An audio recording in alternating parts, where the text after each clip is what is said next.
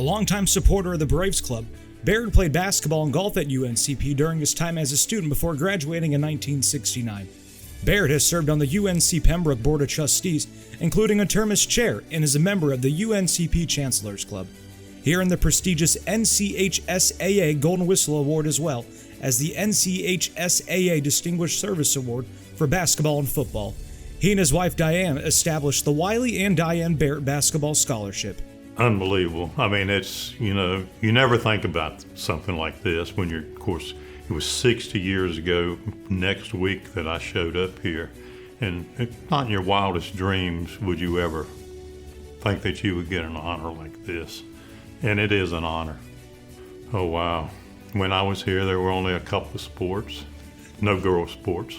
And it's just tremendous. The facilities have improved so much. As we were walking over here, we talked about the old gym that we played in, the old baseball field. I think this is the third different baseball field since I was here. Of course, football was added. Chancellor Meadows and Dan Kenny got football added.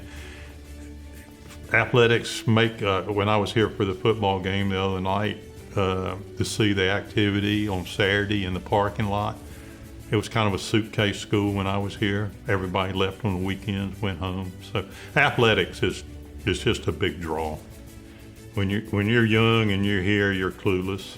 As you get older, you understand the value of giving back. My wife and I are very fortunate. We don't have any children, but we've had good jobs, and so we can give back and somebody get the experience that I got here.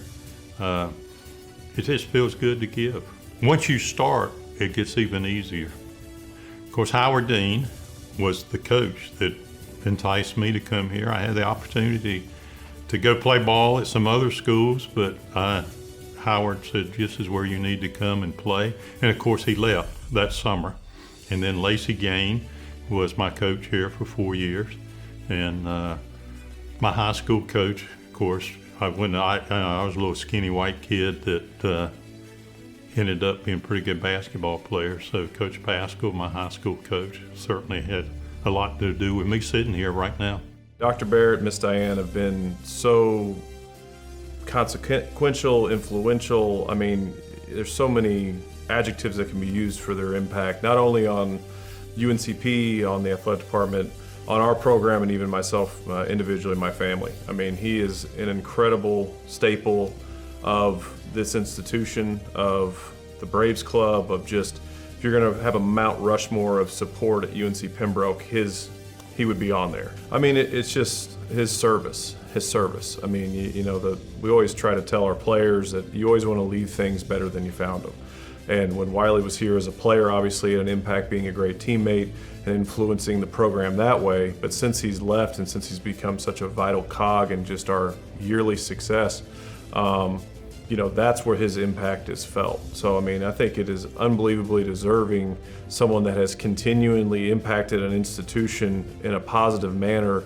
I mean, I don't want to call out his age or anything, but since he was a player to modern day, he is one of the guys that we have that really set the tone as far as giving back to our program and continually supporting us through thick and thin.